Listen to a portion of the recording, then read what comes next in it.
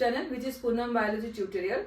So in the last video we studied about the biological classification system, 2 kingdom classification, 3 kingdom classification and up to the 6 kingdom classification system. In today's video we are going to study about the kingdom Monera. We'll start about the first kingdom, which is Monera. If you are not going to watch that video, that previous video, I'll just give the link in the last of this video. You can just go to my channel and watch that. And please subscribe my channel, which is Poonam Biology Tutorial. Now we'll start with the kingdom Monera.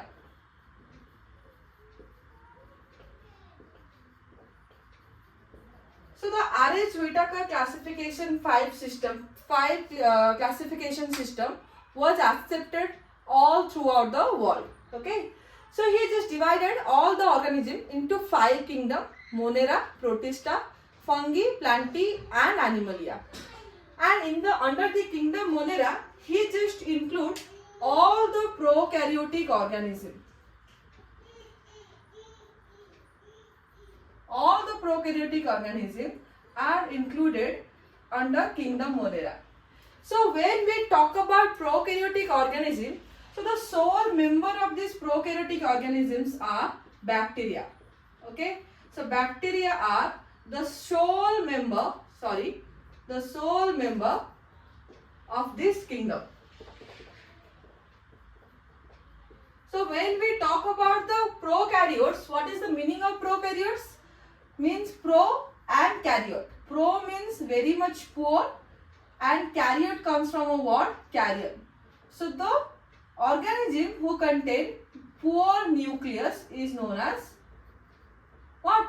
The prokaryotic organisms. And bacteria are those organisms who contain very much primitive nucleus and they do not have any kind of cell membrane bounded organelles. Now this bacteria was first discovered by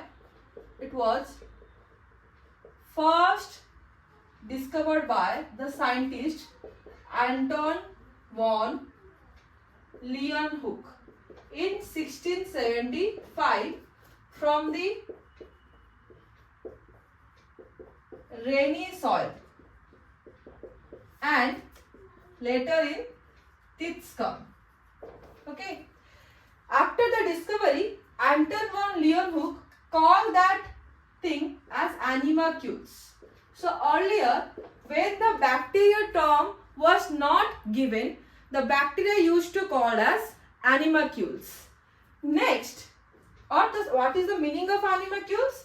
The smallest animal, the smallest living animals. Why? Because these bacteria are very tiny in structure, is the microorganisms, so that we cannot see it under the naked eye. We have to use some kind of microscope to observe the bacteria. Next, there is a scientist known as Johansen and Ehrenberg who has given the term bacteria. So the term bacteria was given by the scientists Johansen and Ehrenberg. Now the classification of bacteria on the basis of their habitat. So on the basis of habitat, the bacteria can be divided into 2 types. One is Archaebacteria. Another one is Eubacteria. Okay, they are known as the old bacteria or ancestor of Eubacteria. Okay, this Archaebacteria is known as old bacteria or the ancestor of Eubacteria. It was believed that Eubacteria is generated or originated from this Archaebacteria, so it is known as ancestor of the Eubacteria. Now they can survive in extreme habitat. Okay, everything is extreme. Temperature extreme, the pH is extreme, the salinity condition is extreme, and the full of poisonous gases. It can survive. Some examples we can give: if the is present in high salt condition, that is known as halophiles. That kind of bacteria is known as halophiles. If the bacteria is present in high temperature and low pH condition, that archaebacteria is known as thermoacidophiles. Next, if the bacteria is present in marshy habitat, what is the meaning of marshy habitat? Means full of poisonous gases, means the environment which is full of methane gas, carbon dioxide and this. Now, these bacteria are known as methanogens. Clear? Next, come to eubacteria. Now, what is eubacteria? True bacteria or modern bacteria. Okay? They can only survive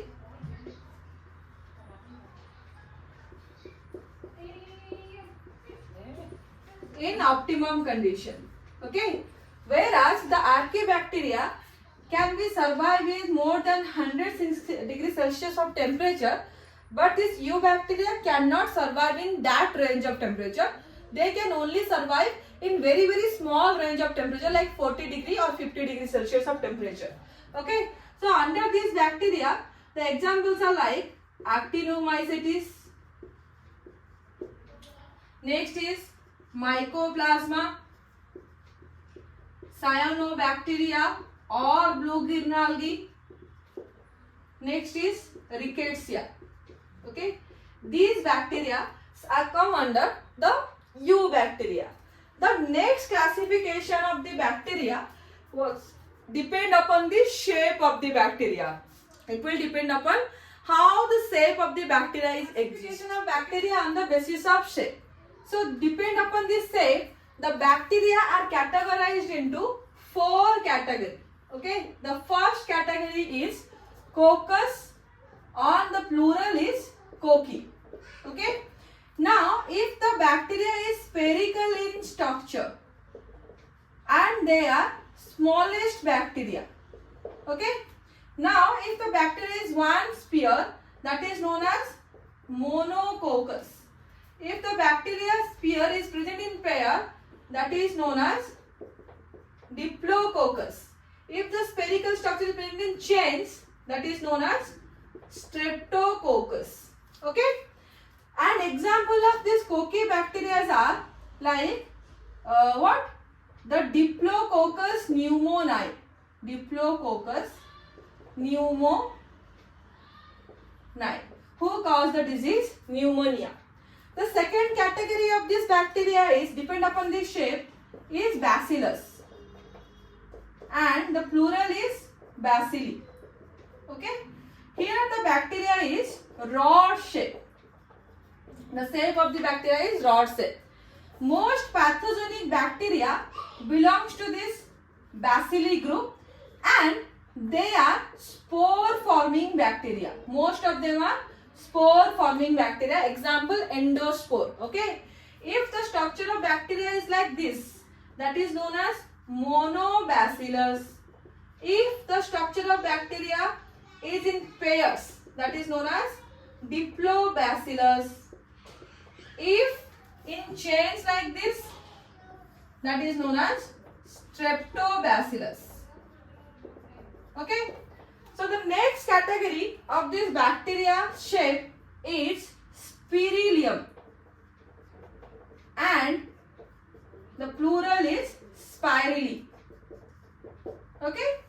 Now, if the bacteria is in spiral shape, that is known as what? The spirillum. Simple. The bacteria is a spiral structure, that is a spirillum. Before that, just write the examples of bacillus bacteria. The most common bacteria you have heard in your life is Escherichia coli or E. coli. That comes under bacillus. They are rod-shaped bacteria. Next one is lactobacillus. Lactobacillus who convert milk into curd is known as lactobacillus. Next one is Bacillus anthracis who cause the anthrax disease. Got it? Now the Spirillum volutans is the example of the bacteria or spirillum bacteria. Got it? Now the fourth and last category is Vibrium and the plural is Vibrio. They are comma-shaped bacteria. Okay? If the structure of bacteria is something like this, that is known as Vibrio. Example, Vibrio cholerae. Okay? So this is the four category of bacteria that classified on the basis of locomotion. That means the bacteria can be motile or non-motile. Okay, means it can change their location from one place to another place, or it also cannot change their location from one place to another place. So this motility will depend upon a hair-like structure known as flagella. So if flagella is present, then the bacteria is able to do locomotion. If the flagella is absent, then the bacteria is not able to do locomotion. So depend upon presence or absence of flagella, the bacteria is also two types. One is trichous bacteria, one is atrichous bacteria. So this flagella is hair-like structure. Yes or no? The scientific name of hair is trichous. So if this hair-like structure is present on the body of bacteria, that is known as what? Trichous bacteria. If this hair-like structure is totally absent, that is known as atrichous bacteria.